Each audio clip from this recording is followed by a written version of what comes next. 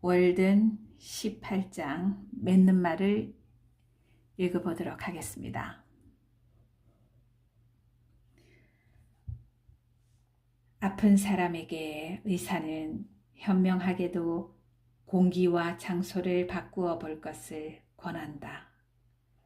여기 이곳만이 세상의 전부가 아니니 천만다행한 일이 아닌가. 칠렵수는 뉴잉글랜드에서는 자라지 않고 흉내 지박기의 울음소리를 이곳에서는 거의 들을 수 없다. 기러기는 인간들보다 더 세계인에 가깝다. 그는 캐나다에서 아침 식사를 하고 점심은 오하이오 강에서 먹으며 밤에는 남부지방의 늪에서 날개를 가다듬고 잠자리에 든다. 들소마저도 어느 정도는 계절과 보조를 맞추고 있다. 그가 콜로라도 강변의 초원에서 풀을 뜯는 것은 옐로스톤 강변의 풀이 좀 더 푸르러지고 먹음직스럽게 되어 그를 기다릴 때까지만인 것이다. 그러나 우리는 농장의 나무 울타리를 헐고 돌담이라도 쌓으면 그 후에는 우리의 인생의 한계가 그어지고 운명이 결정된 것으로 생각한다. 만약 당신이 마을의 이장으로 선출된다면 당신은 이번 여름에 티에라 델 헤우고 섬에 가는 것은 불가능할 것으로 단정해버린다. 하지만 그럼에도 불구하고 당신은 지옥의 불의 나라에는 가게 될는지 모른다. 우주는 우리들이 보기보다는 광대한 것이다. 우리는 호기심 많은 성객처럼 우리가 탄 배의 난간 너머로 자주 밖을 내다보아야 할 것이며 뱃밥만을 만들고 있는 우둔한 선원처럼 항해를 해서는 안 될 것이다. 지구의 반대편은 우리가 서신을 주고받는 하나의 고향일 뿐이다. 우리의 항해는 단지 대권항에 지나지 않으며 의사는 단지 피부병에 대한 약 처방을 해줄 뿐이다. 어떤 사람은 기린을 사냥하러 남아프리카로 달려가지만 분명 그것은 그가 쫓아야 할 사냥감은 아닌 것이다. 정말이지 그렇게 할 수 있다 하더라도 얼마 동안이나 기린을 쫓아다닐 것인가? 깍도요나 맷도요도 좋은 사냥거리이긴 하겠지만 자기 자신을 사냥의 대상으로 삼는 것이 좀 더 고귀한 스포츠가 아니겠는가? 그대의 눈을 안으로 들려보라. 그러면 그대의 마음속에 여지껏 발견 못하던 1000개의 지역을 찾아내리라. 그곳을 답사하라. 그리고 자기 자신이라는 우주학의 전문가가 되라. 아프리카는 그리고 서부는 무엇을 의미하는가? 우리들 자신의 내부는 해도 위의 하얀 공백으로 남아있지 않는가? 하기야 우리의 내부도 발견하고 나면 해안 지방처럼 까맣다는 것이 드러날는지 모르지만 우리가 발견하려 하는 것이 나일강과 니제르강과 미시시피 강의 수원이거나 미국 대륙의 서북 항로란 말인가? 이런 것이 인류에게 가장 중대한 문제란 말인가? 행방불명이 되어 그의 아내가 애타게 찾고 있는 것이 과연 프랭클린 한 사람뿐인가? 그린넬 씨는 지금 자기 자신이 어디에 있는지를 알고 있는가? 차라리 당신 내부에 있는 강과 대양을 탐색하는 멍고 파크, 루이스와 클라크 또는 프로비셔 같은 사람이 되도록 하라. 당신 내부에 있는 보다 위도가 높은 지역을 탐험하도록 하라. 필요하다면 식량으로 고기 통조림을 배에 가득 싣고 가도록 하며 빈 깡통은 표지용으로 높이 쌓아 올리도록 하라. 고기 통조림이 단지 고기를 보존하기 위하여 발명된 것인가?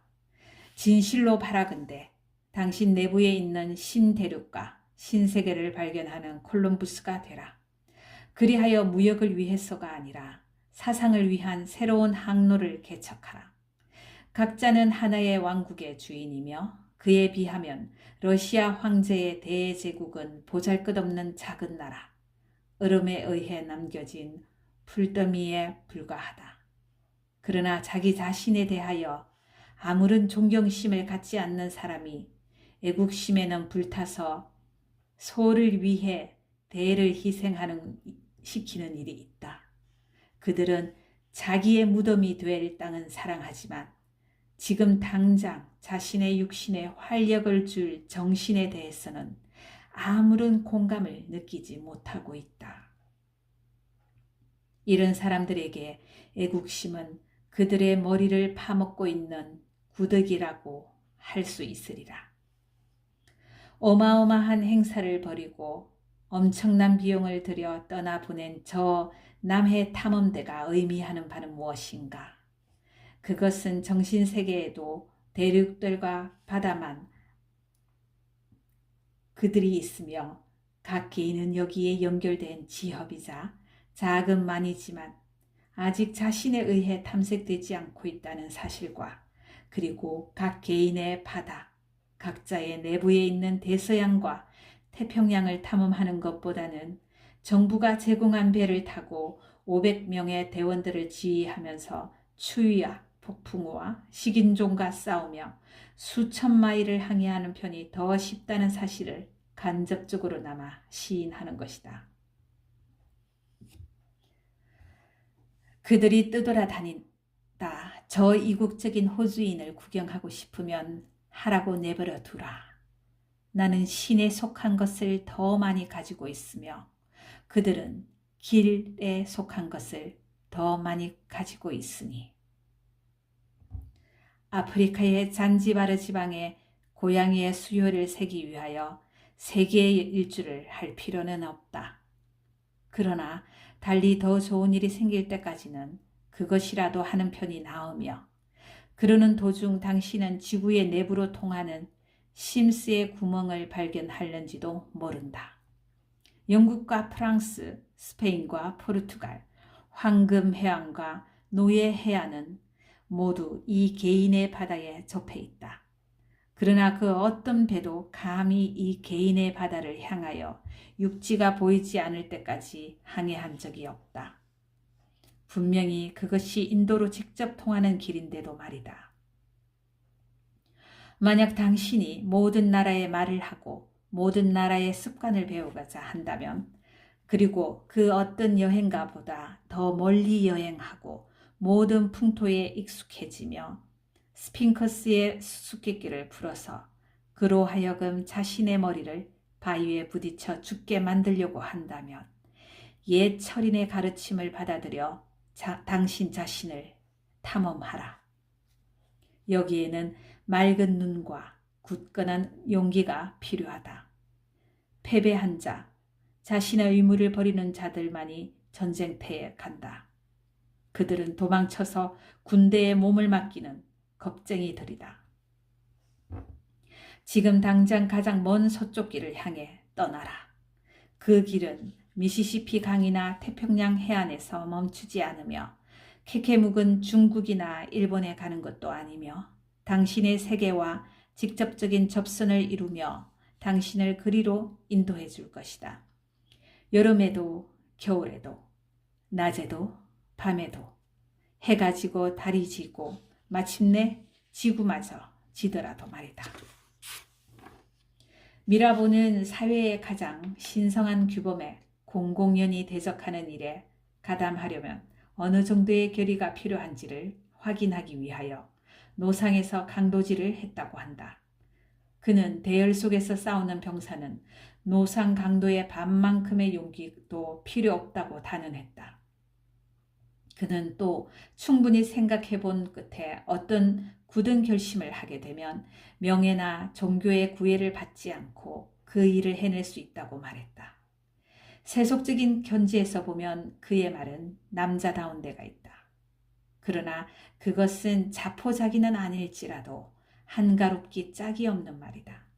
생각이 제대로 박힌 사람은 보다 신성한 법칙을 따르는 과정에 소위 사회의 가장 신성한 규범에 공공연히 저항하는 위치에 놓인 자신의 모습을 발견하는 적이 한두 번이 아닐 것이다.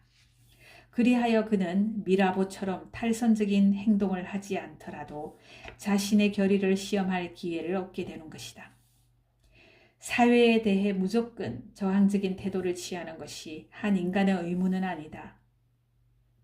자신의 내부의 법칙을 따르는 과정에서 자신이 취하게 되는 태도를 그것이 어떠한 것이건 간에 견지하는 것이 그의 의무이다. 그리고 그 자세는 올바른 정부, 만약 그러한 정부를 맞이할 수 있다면에 대해서는 결코 반항적인 자세가 아닐 것이다. 나는 숲에 들어갈 때나 마찬가지로 어떤 중요한 이유 때문에 숲을 떠났다. 내게는 살아야 할 또 다른 몇 개의 인생이 남아있는 것처럼 느꼈으며 그리하여 숲 생활에는 더 이상의 시간을 할애할 수 없었던 것이다. 우리가 자신도 느끼지 못하는 사이에 얼마나 쉽게 어떤 특정한 길을 밟게 되고 스스로를 위하여 다져진 길을 만들게 되는지는 놀라운 일이다. 내가 숲속에 산 지 일주일이 채 안 되어 내 집 문간에서 호수까지는 내 발자국으로 인해 길이 났다. 내가 그 길을 사용하지 않은 지 5, 6년이 지났는데도 아직도 그 길의 윤곽은 또렷이 남아있다. 아마 다른 사람들도 그 길을 밟아 길로서 유지되게 했나 보다. 땅의 표면은 부드러워져서 사람의 발에 의해 표가 나도록 되어 있으며 마음의 길도 마찬가지이다. 그렇다면 세계의 큰 길은 얼마나 밟혀서 닳고 먼지투성이일 것이며 전통과 타협의 바퀴 자국은 얼마나 깊이 패였겠는가. 나는 선실의 편이 묵으면서 손님으로 항해하는 것을 좋아하지 않으며 인생의 돛대 앞에 갑판 위에 있기를 원했다. 그곳에서는 산과 산 사이의 달빛을 좀 더 잘 볼 수 있었다. 나는 이제 배 밑으로 내려갈 생각은 없다. 나는 경험에 의하여 적어도 다음과 같은 것을 배웠다. 즉, 사람이 자기의 꿈의 방향으로 자신 있게 나아가며 자기가 그리던 바의 생활을 하려고 노력한다면 그는 보통 때는 생각지도 못한 성공을 맞게 되리라는 것을 말이다. 그때 그는 과거를 뒤로 하고 눈에 보이지 않는 경계선을 넘을 것이다. 새롭고 보편적이며 보다 자유스러운 법칙이 그의 주변과 그의 내부에 확립되기 시작할 것이다. 그렇지 않으면 묵은 법칙이 확대되고 더욱 자유로운 의미에서 그에게 유리하도록 해석되어서 그는 존재의 보다 높은 질서의 허가를 받아 살게 될 것이다. 그가 자신의 생활을 소박한 것으로 만들면 만들수록 우주의 법칙은 더욱더 명료해질 것이다. 이제 고독은 고독이 아니고 빈곤도 빈곤이 아니며 연약함도 연약함이 아닐 것이다. 만약 당신이 공중에 누각을 쌓았더라도 그것은 헛된 일이 아니다. 누각은 원래 공중에 있어야 하니까 이제 그 밑에 토대만 쌓으면 된다. 영국인이나 미국인들은 그들이 당신의 말을 알아들을 수 있도록 당신이 말을 평이하게 하기를 요구한다. 그러나 그것은 우스꽝스러운 요구이다. 사람이든 버섯이든 그런 식으로 자라지는 않는다. 마치 그들이 당신을 이해하는 것이 중요한 일이며 그들 이외에는 당신을 이해할 사람이 없다는 듯한 태도이다. 마치 대자연이 한 가지의 이해 방법만을 지지한다는 듯한 태도이며 또 대자연이 네발 짐승과 동시에 새들을 땅을 기는 생물들과 동시에 하늘을 나는 생물들을 먹여 살리지 못한다는 듯한 태도이다. 그것은 소가 알아듣는 일어나 워가 가장 훌륭한 말이라고 생각하는 태도이다. 그것은 또한 인간이라는 것은 우둔 속에만 있다는 듯한 태도이다. 그러나 내가 가장 두려워하는 것은 나의 표현이 충분히 상괴를 벗어난 것이 되지 못하지는 않을까 하는 것이다. 내가 확신하고 있는 진리를 알맞게 표현할 수 있도록 나의 일상적인 경험의 좁은 한계를 벗어나 멀리 나아가지 못하지는 않을까 하는 것이다. 상괴를 벗어난다는 것, 그것은 당신이 어떤 울타리에 둘러싸여 있는가에 따라 달라진다. 새로운 풀밭을 찾아 다른 위도로 옮겨가는 들소는 젖잘 시간에 통을 차서 둘러엎고 울타리를 뛰어넘어 제 새끼가 있는 곳으로 달려가는 암소만큼이나 상괴를 벗어난 것은 아니다. 나는 어디선가에서 제한 없이 이야기를 하고 싶은 욕망을 느낀다. 잠에서 깨어나는 사람이 잠에서 깨어나는 다른 사람들에게 이야기하듯 말이다. 왜냐하면 진실된 표현의 기초만이라도 마련하기 위해서는 아무리 과장을 하더라도 충분치 않다는 것을 나는 확신하고 있기 때문이다. 한 가락의 음악을 들어본 사람이라면 상괴를 벗어난 투로 이야기하는 것을 그 후로는 결코 두려워하지 않을 것이다. 미래를 생각할 때, 또 앞으로 가능한 일들을 생각할 때 우리는 앞쪽 방면으로는 어느 정도 느슨하게 선을 그어놓지 말고 살아야 할 것이다. 그쪽에 우리의 윤곽을 희미하고 막연한 것으로 남겨두어야 할 것이다. 마치 우리의 그림자가 태양을 향해서 눈에 보이지 않게 땀을 흘리듯이 말이다. 우리들의 의휘들이 지닌 휘발성의 진실은 잔재적인 표현의 부적당함을 끊임없이 폭로해야 한다. 진실은 그 자리에서 바로 전달이 되고 자의뿐인 기념비만이 뒤에 남는다. 우리들의 믿음과 경건함을 표현하는 말은 명확하지 않다. 그러나 탁월한 성향을 지닌 사람들에게 그 말들은 의의가 깊으며 유황과도 같은 향기를 지니는 것이다. 왜 우리는 항상 자신의 수준을 가장 둔한 통찰력에 내려 맞추고는 그것을 상식이라고 찬양하는가? 가장 평범한 상식은 잠자고 있는 사람들의 상식이며 그들은 그것을 코고는 소리로 표현한다. 우리는 보통 사람의 한 배 반쯤의 짓등 능력을 가진 사람을 반편으로 흔히 치부해 버리는데 그것은 우리가 그런 사람의 지적 능력을 3분의 1밖에 이해하지 못하기 때문이다. 하기야 어떤 사람들은 빨간 아침 노을에 대해서도 흠을 잡으려 들 것이다. 그 사람들이 아침 일찍 일어날 수 있다면 말이다. 인도의 신비주의자 카비르의 시는 네 가지의 다른 의의, 즉 환상, 기백, 지성과 바라문교의 심오한 교리를 담고 있는 것으로 사람들은 이해한다. 는 말을 들은 적이 있다. 그러나 지구의 이쪽에서는 어떤 사람이 쓴 글이 한 가지 이상의 해석을 허용하면 그것은 비판의 대상이 될 근거가 있다고 여긴다. 영국에서는 지금 감자 썩는 병의 치료법을 알아내려고 혈안이 되어 있다고 하는데 그보다 훨씬 위험하고 더 널리 퍼져 있는 머리 썩는 병에 대한 치료법은 그 누가 알아낼 것인가? 나는 나의 글이 애매모호한 경지에 이르렀다고는 생각하지 않는다. 그리고 나의 글 가운데서 월전 호수의 얼음에 대해 사람들이 트집 잡는 이상의 치명적인 결함이 발견되지 않는다면 무척 자랑스럽게 생각하겠다. 남부에서 얼음을 사가는 사람들은 얼음이 순수하다는 증거인 청색을 흐린 것으로 생각해서 월든의 얼음 대신 희긴 희지만 수초의 맛이 도는 케임브리지의 얼음을 택했다. 사람들이 좋아하는 순수성이란 지구를 둘러싸고 있는 안개 같은 것이지 그 안개 위에 있는 창공의 전기 같은 것은 아니다. 어떤 사람들은 우리 미국인들 그리고 일반적으로 현대인들은 고대인들은 물론 엘리자베스 여왕 시대의 사람들과 비교했어도 지적인 소인배들에 지나지 않는다고 귀가 아프게 떠들어댄다. 그러나 그게 어떻다는 말인가? 살아있는 개는 죽은 사자보다 나은 것이다. 자기가 왜소한 피그미족에 속겠다고 해서 가장 큰 피그미가 되려고 노력하지 않고 가서 목을 매야 한단 말인가?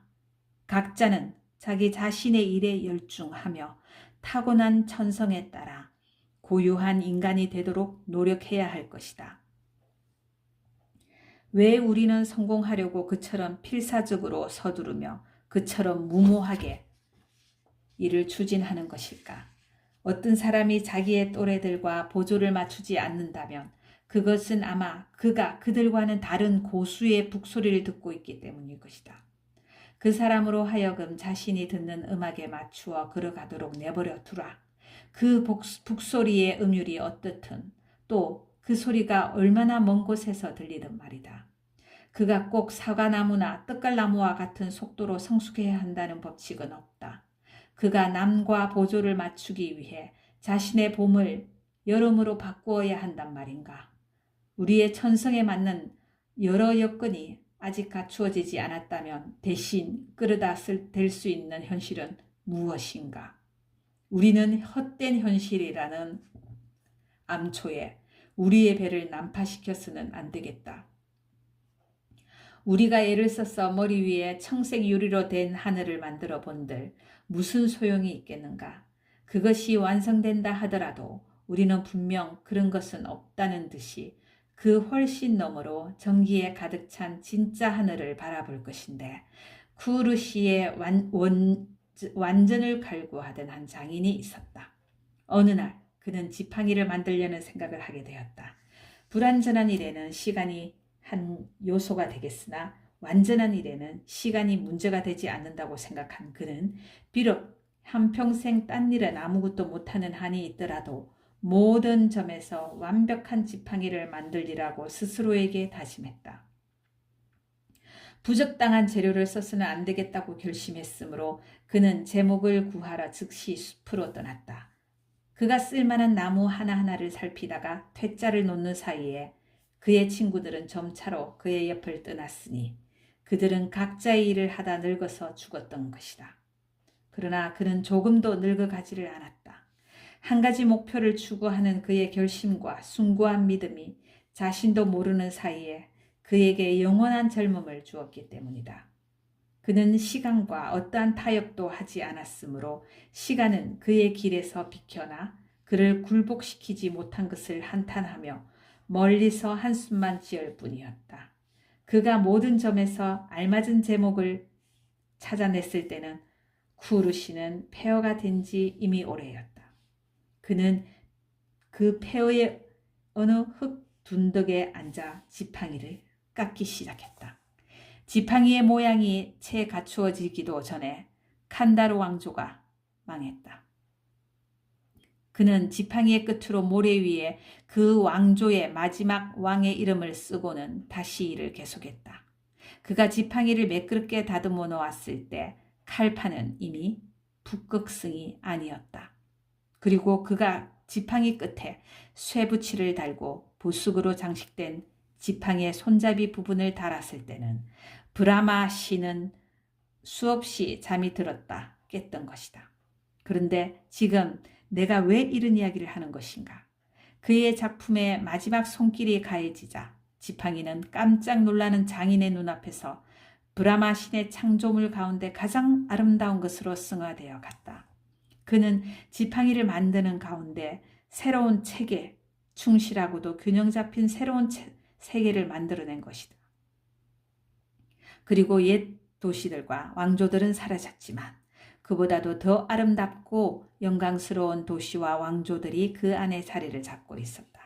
그리고 그제서야 그는 발밑에 수북히 쌓여있는 나무 깎은 부스러기를 내려다보았는데 그것들이 아직도 생생한 것을 보고 이제까지의 시간의 경과는 단지 하나의 환각에 지나지 않았으며 브라마 신의 두뇌에서 나온 한 섬광이 인간의 두뇌의 부싯길에 떨어져서 불붙은 시간밖에 지나지 않았다는 것을 깨달았다.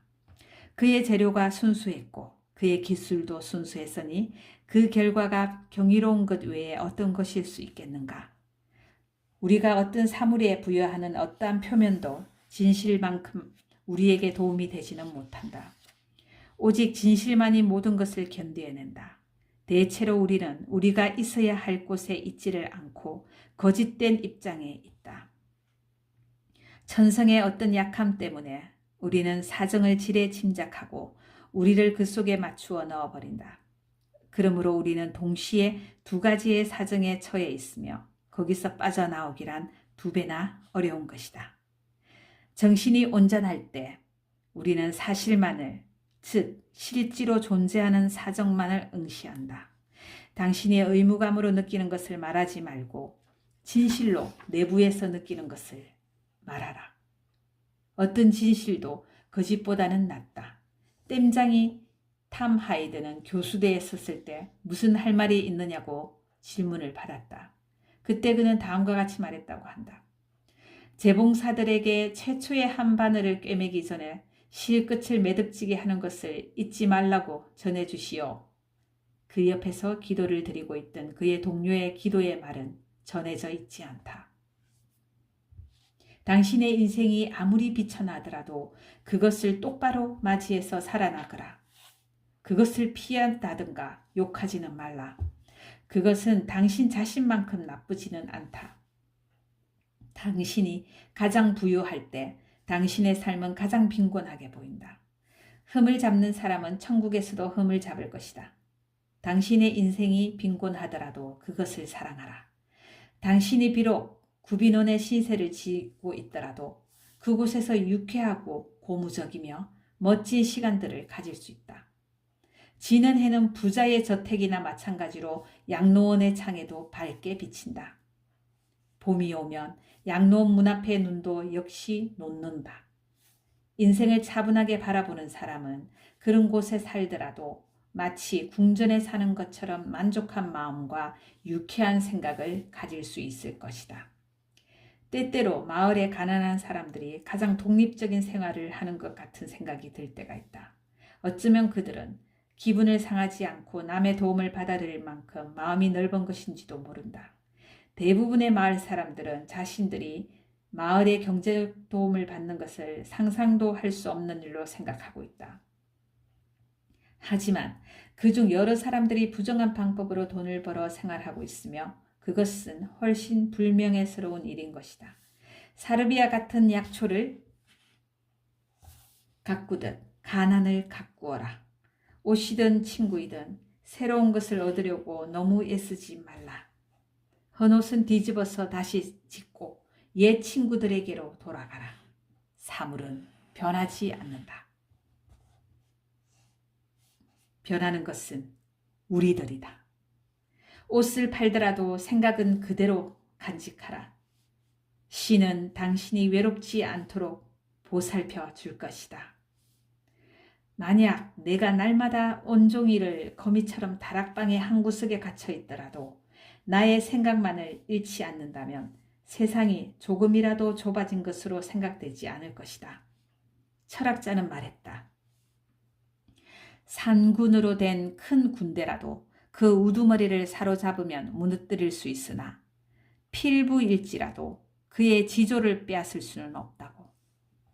자신을 개발하기 위하여 서두른 나머지 수많은 영향력에 자신을 내맡기지 마라. 그것도 일종의 무절제이다. 겸손은 어둠처럼 천상의 빛을 드러나게 한다. 가난과 옹색함의 그림자는 우리 주위에 드리워 있지만 그런데 보라. 창조는 우리 시야에서 전개되어 간다. 부자로 유명했던 크로이소스 왕의 재산을 우리가 물려받는다 하더라도 우리의 목적은 전과 다름없을 것이며 우리의 수단 역시 본질적으로 크게 달라지지 않을 것이다. 당신이 가난하기 때문에 활동 범위에 제한을 받더라도 예를 들어 책이나 신문을 살 수 없는 형편이 되더라도 당신은 가장 의미 있고 중요한 경험만을 갖도록 제한되는 것에 지나지 않는다. 당신은 가장 많은 당분과 가장 많은 전분을 내는 재료만을 다루도록 강요를 받게 된 것이다. 뼈 가까이에 있는 살이 맛있듯이 뼈 가까이의 검소한 생활도 멋진 것이다. 당신은 인생을 빈둥거리며 보내지 않도록 보호받게 된 것이다. 어떤 사람도 높은 수준의 정신생활을 하는 것으로 인해 낮은 차원에서 손해를 보지는 않는다. 남아 돌아가는 부는 쓸모없는 것들밖에 살 수 없다. 영혼에게 필요한 단 한 가지의 필수품에 사는 데는 돈이 필요 없다. 내 집 벽은 한쪽이 납으로 되어 있는데 그 성분에는 종을 만드는 합금이 조금 섞여 있다. 낮에 잠시 쉬고 있노라면 때때로 그 벽을 통하여 바깥 세계로부터 시끄러운 소리가 내 귀에 들려온다. 그 소리는 나와 같은 시대에 사는 사람들이 떠들어대는 소리이다. 내 이웃들은 자기들이 유명하신 신사숙녀들과 어떤 일을 겪었으며 저녁 만찬에서 어떤 고관들을 만났는지를 내게 알려준다. 그러나 나는 그런 얘기에는 신문 기사의 내용만큼이나 흥미가 없다. 그들의 관심과 대화 내용은 주로 유행하는 의상과 시대 풍속에 관한 것이다. 그러나 거위는 아무리 멋있게 꾸며놓은들 거위에 지나지 않는다.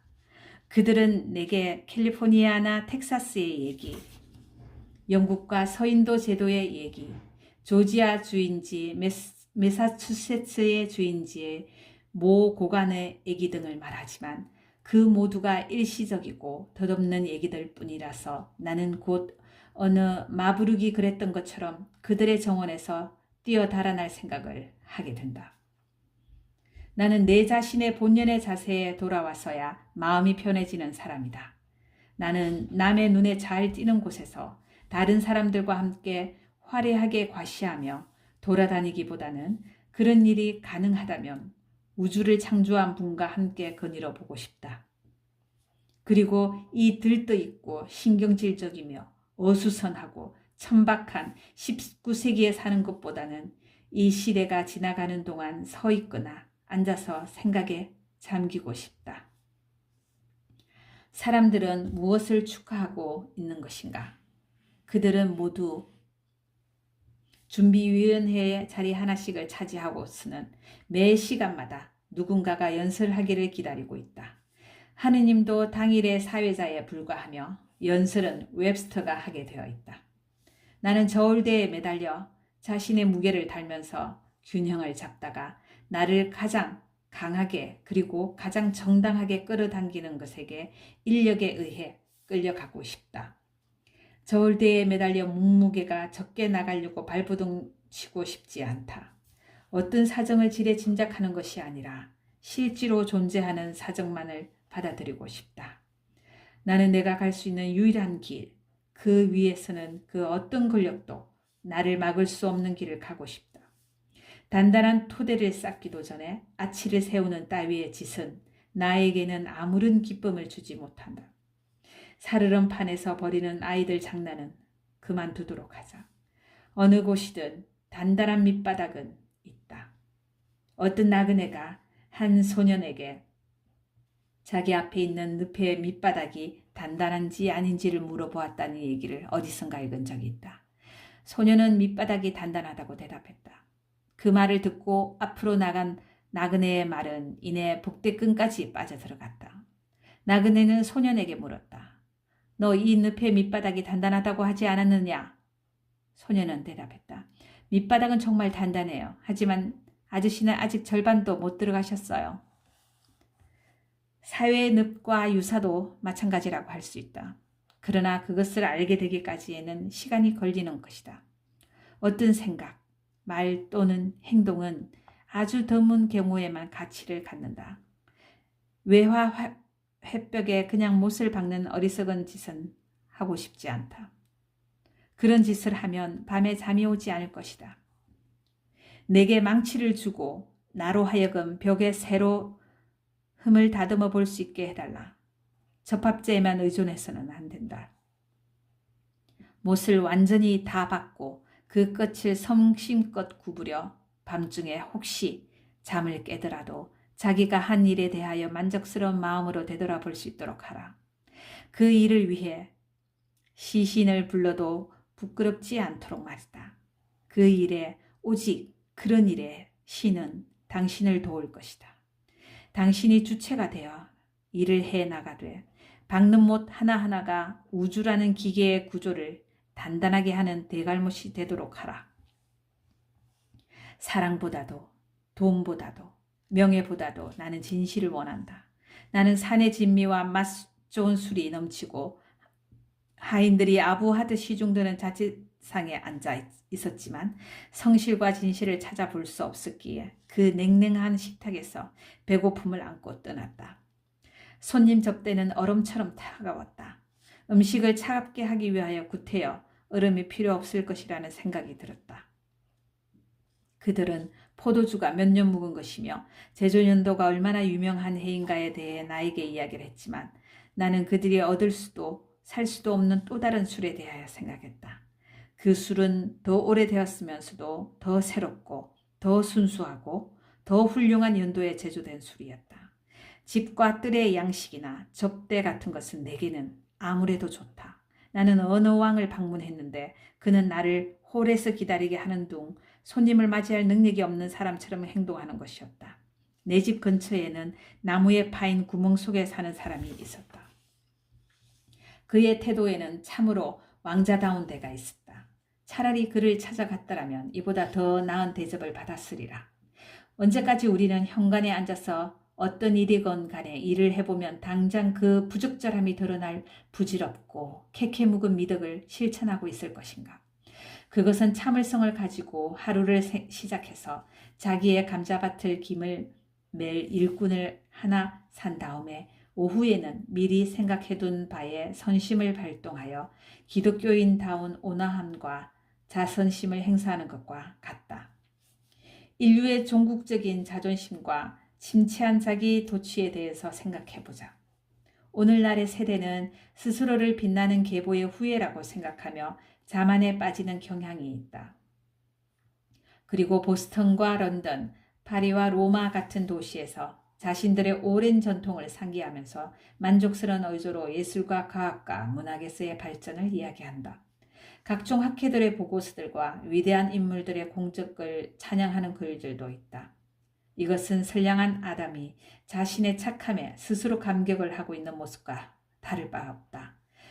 그래, 우리는 위대한 일을 해냈고 거룩한 노래를 불렀어. 그것들은 결코 없어지지 않을 것이야.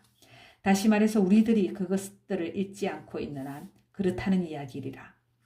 고대의 강국이었던 아시리아의 각종 학술협회들과 위대한 사람들은 지금 어디에 있는가? 우리는 참으로 젊기 짝이 없는 철학도들이며 실험가들이 아닌가? 독자 여러분들 가운데는 단 한 사람도 인간의 한평생을 다 살고 난 사람은 없다. 지금은 인류의 역사에서 봄의 계절에 불과한지 모른다. 우리들 가운데는 7년 가는 옴 때문에 고생한 사람이 있을지 모르나 아직 콩코드에서 17년 사는 매미를 본 사람은 없다. 우리들은 우리가 사는 지구의 극히 얇은 겉껍질에 대해서만 알고 있다. 대부분의 사람들은 지면에서 6피트의 깊이를 파본 적도 없고 공중으로 6피트를 뛰어 올라 본 적도 없다. 우리는 지금 자신이 어디에 있는지를 모른다. 더구나 우리는 하루에 그의 반절에 가까운 시간을 깊은 잠을 자며 보낸다. 그럼에도 불구하고 우리는 스스로를 현명하다고 여기고 있으며 지구의 표면에 하나의 질서를 확립했다. 정말이지 우리 인간들은 심오한 사상가이며 야심만만한 존재들이라고 하지 않을 수 없다. 내가 지금 서 있는 숲에는 땅 위에 깔린 솔잎들 사이로 벌레 한 마리가 기어가면서 나의 시야에서 숨으려 하고 있다. 나는 왜 이 벌레가 그처럼 좁은 소견을 품고서 어쩌면 자기의 은인이 될 수도 있고 벌레의 족속에게 좋은 소식을 가져다 줄지도 모르는 나로부터 자신의 머리를 감추려 드는가 하고 나 스스로에게 물어본다. 그러나 그와 동시에 나라는 인간 벌레 위에 서 있는 더 큰 은인, 더 큰 지성을 가진 어떤 존재를 의식하지 않을 수 없다. 세상에는 신기한 일이 끝없이 일어나고 있는데도 우리는 믿을 수 없을 정도의 지루함을 견뎌내고 있다.